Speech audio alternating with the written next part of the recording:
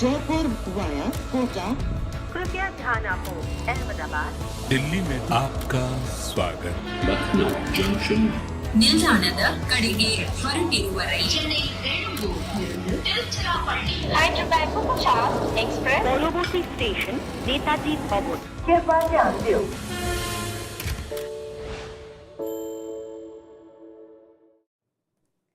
Just when we thought that Gujarat's shots were short and few, Miller came and took them through. Welcome back to Cricbuzz Live. I'm Saiyami Kher. I have Polly and a very happy Joy Bhattacharjya because he's off the mark and he's won the prediction game. So, congratulations Thank there. you. How does it feel? I'd like to thank my family and No, I mean, considering you should not go by emotion. Most of all, Sandeep Sharma, because he bowled a fantastic last over. I mean, you bowled a last over like that. That was my only hope of getting something. But yeah, that was so close to Polly. Very one run short, but see, he's had his learnings that don't let emotions come between our prediction game, which he did in the last. and then he got it right. He got it right. I mean, David Miller let me down. I mean, like getting out in the last over. Have you sent him an email? I'll send him tonight. Send him an email. Just make sure that's noted. An email needs to go out. He's not on. No, so we're going to quickly have a look at the batting card now because at the 10-over point, they were 88 for 2. From there, we can say it was a decent recovery because over number 11 to 15, they just went for 30 runs. So we thought, okay, we don't know where this is going to go. So they've recovered well. So in my opinion, that's the thing. 11 to 15, those spinners came back, and though they went for a bit in the beginning, Zampa had a brilliant 2-run over. So 30 runs in those 5 overs really strangled them. And then I think towards the end, Manohar, so that 6.2 and then again, see the acceleration there, 11.6. And I think that has really made the difference. I think really, given the 88 for 2, I think it's not a recovery. I think they should have got more than that. They should have got 190 to 200. I think they will think they're about 10-15 short. They could have got a bit more. But brilliant bowling. And I'll tell you what, we've been watching games over the past 3 games. We've just watched before this game. The quality of this game in terms of both the batting side and the bowling side, the plans, the way they're using and executing their plans, the way the batting side is doing it, I feel this match was a cut above the rest in terms of the quality of the game. And again, some brilliant bowling. Here if you can see, like Ashwin's gone for 37 of his 4.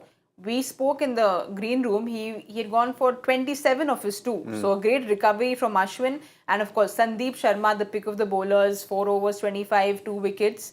So clearly, Sandeep Sharma, after what he did against MSD, his confidence is only booming higher. Yeah, and he's a tough job to do. I mean, it's 2 up front and then 2 at the back end. I mean, that's not easy when you talk about the firepower that they possess and having to come to bowl to someone like Miller. But he's worked out his game plan. He's accurate, and that's what you need to be. He's not got express pace in any way, but he knows his skills. He knows where to land it. And there was a good pullback there from Ashwin as well, as you mentioned.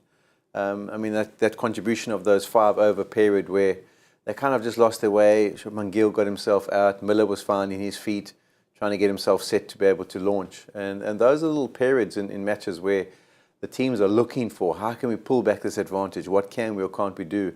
And you often hear them talk about, the mindset, it doesn't matter what's happened then, it's the next over or the next delivery. What can I do to help the team perform well? And I think that mindset helped him in that situation. But Joy, just a bit more on Sandeep Sharma because he seems to be somebody who's been there for so long. So he's been there, done that. He knows that I don't try too many things, stick to my basics and just, go. Yeah, 100 plus wickets. Plus, the most interesting thing about Sandeep Sharma is those 10 dot balls and the fact that he's gone for just 25. See, the places he bowls, you get wickets because you bowl up front and you bowl at the death. So people are swinging, they're taking more risks up, especially at the death. Up front, you have a chance because the ball is doing a bit, but you also go for runs. So the 2 wickets, he has always been a wicket taker. But I think what he's added to his arsenal is the fact that he's bowling those dot balls. He always had, accuracy. I think the Yorker, though, he's developed much, much more than he does. And he gets a little bit more on the Yorker. And I think remember, he was not their first choice bowler. Yes. He only came in after Prasidh Krishna went out. And after that, he's just established himself to come as your sort of 5th option. And in that bowling lineup to have the best figures, it tells you something. It tells you that he's been absolutely outstanding today. Polly, I'm going to ask you a little more because, these days we see a lot of variations that people want to do in the younger generation. At least they want to bring in a whole lot of variations.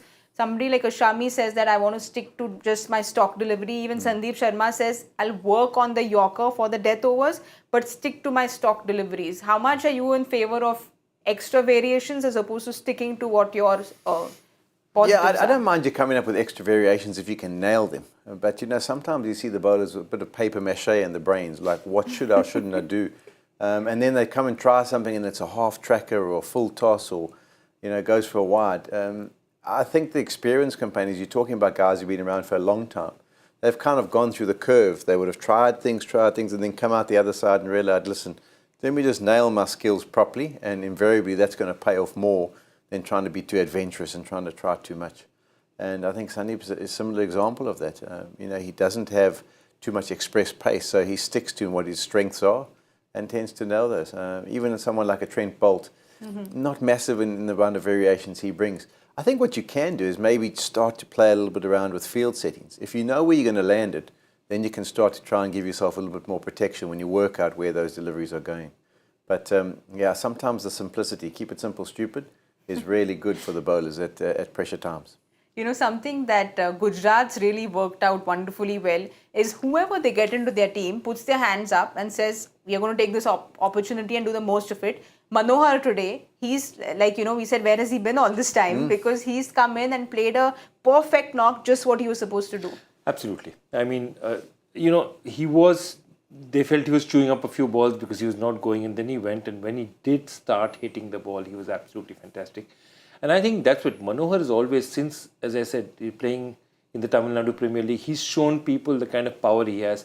And I think David Lee, 18 of 9, also got going, because once Manohar got going, David Miller got going at the same time. And I think at that point in time, you see this was their most productive period. And again, right-left combination, these things do make a difference. It's not that easy for a bowler to bowl the right length. So I think this is what gave them that momentum to reach this target, because against a bowling attack like this, 175 is a very decent total. Whether it's a winning total or not is a different issue, but it's a very, very decent I think even the way he went about it, it was nice shots, wasn't it? It wasn't just slogging or trying to bludgeon it. There was one he hit that was so high. Beautiful. Yeah, you were very impressed with his bat flow. You got very excited, but a little bit on, of course, David Miller, because you're in the house. You spoke about his technique the other day and that you knew what he's done. But clearly, whatever he's done has worked for him. Yeah, I think it's also got to do with the mindset. He's just calm out there now. He knows what to expect. He knows what he needs to do. And he doesn't really get flustered. He's quite patient. If he doesn't middle it from the ball go, he gives himself a little bit of time. And invariably, it does pay off. So he's a real danger. And he's been a fantastic find for them. I mean, since he's moved there, he's been really good. Joy Gill is always such a treat to the eyes because he's, like you said, he doesn't slog, he plays those perfect shots, he looks beautiful. Everything he's done right, but do you think he should have gone a little bit quicker? No, absolutely. I think that's the one thing that they'll be looking at Gill and saying, if you're set, you have played 30 odd balls, you should be going at slightly faster than 132.25. Given the quality of batsman that you are, there are some people who can only play in the first 6, like a Riddhiman Saha. He can whack in the first 6. After the first 6, if he cannot loft the ball because the field goes back, it's very difficult for them. Now, those are things that you can't... This is just music for Gill because he is music to the eyes. So we have some music for Gill coming in. But that's the thing. Somebody like a Gill, that's the thing, that he has to now have a situation where he cannot allow himself to bog down after he's done all the hard work. And I think that's something that they'll be looking at and saying, look, this is how well you played the first 15, 20 balls. You got here. That first 4, beautifully through the offside. You have to convert those and you have to start accelerating. And then perhaps a great thing would be to see something the way, say, somebody like a Duplessis is batting or even a Virat Kohli, that Gill starts faster than them.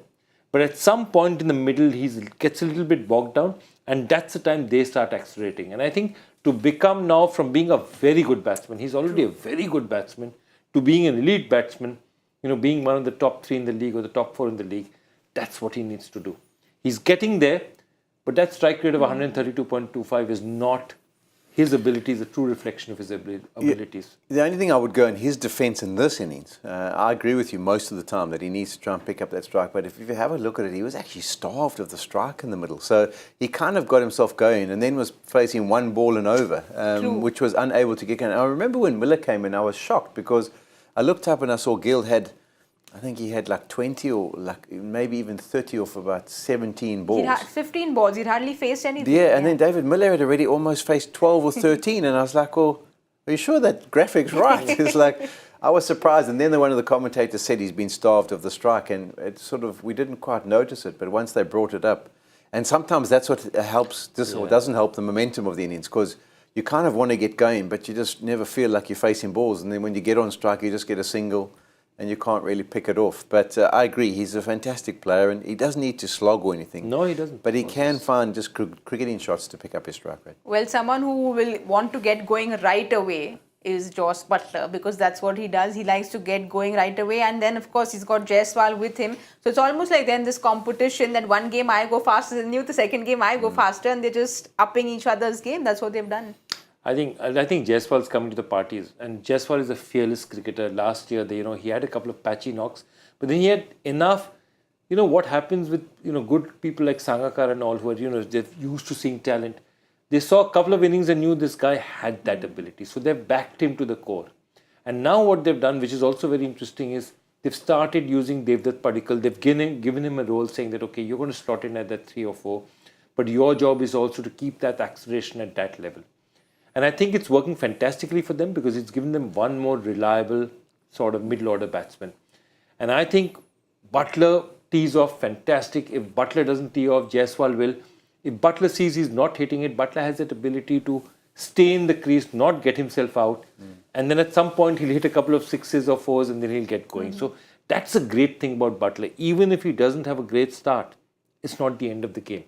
He can still come back and do it. And, most runs in 22 consecutive innings. So he's been in this purple patch right now. And I mean, he just wants to carry on from where he's left off in the last match. Yeah, shame. He'll be a bit upset he didn't get 2 more. He could have been top of the pops. But I think the understanding, and also there's a bit of a trust factor now with Jos Buttler. As Joy makes the point, is in the old days, he kind of used to walk to the crease, get to 5th or 6th gear and just try and go from there. Now he looks around and says, hold on, Jaiswal's actually, I can trust him. He's playing well. Padikkal sometimes comes, he's playing well. And I think that's been the key for me about his consistency of his performance of those 22 innings, is that he's learned the art of, you know what, I don't always have to go hard. I can make it up at the end. If I just get myself in here, I score naturally a decent strike rate. And I have got that ability in an over to hit it for 14 or 15, and then my strike rate goes through the roof. So I actually have appreciated the fact that he's become a little bit more subdued and watchful and timed it better as to when he wants to pull the trigger. Whereas when he first started, it was kind of felt like he was just going to swing at everything. Well, someone who will want to rattle this top order is, well, of course, the one man who we have to talk about, because he's one man, every time there's a show, we have to talk about Rashid. He's somebody who always comes to the party, so we can expect him again to come and do what he does. Yeah, you'd be hoping that he doesn't have to bowl to the top order and that the faster bowlers have already done the job by the time he gets there. But yeah, he's a wonderful customer. And I think that the likes of your Butlers and your Hetmeyers, I think what happens with them is they just get a little bit more watchful now against Rashid. In the past, they might have tried to be flamboyant. They now understand that if you don't give Rashid wickets and you just knock him around for 7s and over, then that's the best thing for the team rather than getting out to him. So when he comes on, depending on how the game is situated, they might be a little bit more watchful against him. With Joy, he just gets those hat-tricks from nowhere. Everything's fine, and then Rashid comes and gets those wickets when it's needed. That's exactly. And my point was that till then, he would gone for about 32 odd without a wicket. Then he comes back and gets a hat-trick and pulls the game back. Of course, they lost that game, but that's the ability of a bowler who's done nothing right, nothing is going for him. 3 overs, he's gone, comes back in the 4th, in a tough situation, goes and gets a hat-trick. And that is, again, so many of the players on both sides that you're seeing have that character. We're talking about Buttler again, not having a good start and being able to convert. Rashid Khan, again, not having a good start, coming back strong. Ashwin today, 27 in 2, 37 in 4. All these guys have that resilience. And that's, I think, why these two teams are top of the table. These two teams played the final last year. They have many players who have that kind of character who will not allow a bad start to stop them from making a solid contribution to the game. And I think that's important. Well, somebody who has had a bad start but then has, redeemed himself is Mr. Joy Bhattacharya. So we have to do a prediction game because you've redeemed yourself. So I think you said I can go first, you can go right? first. You go first. Okay. So the 6 over point, I think they are going to be 58. I think that's a bit high. I'm going 49. I'm not going to come in between. I'm going to go, what did you say? 58. I'll go 63. Ooh. I'm going high. This is not Calcutta betting. Perhaps a better chance considering it's Butler and Jaiswal. Yeah. 60? 3. So 63, 58 and 49. That's what we've got. We'll see who wins. Right now, Gaurav Kapoor has ordered us some really good food. So we're going to go and eat. You all go and eat as well and join us the 10 over point at the Cricbuzz Combox. Jaipur via Kota. कृपया ध्यान आपको अहमदाबाद दिल्ली में आपका स्वागत Lucknow Junction, ನಿಲ್ದಾಣದ ಕಡೆಗೆ ಹೊರಟಿರುವರೈ Chennai Tiruchirappalli Hyderabad Superfast Express Polobosi Station Netaji Bhavan. कृपया ध्यान दें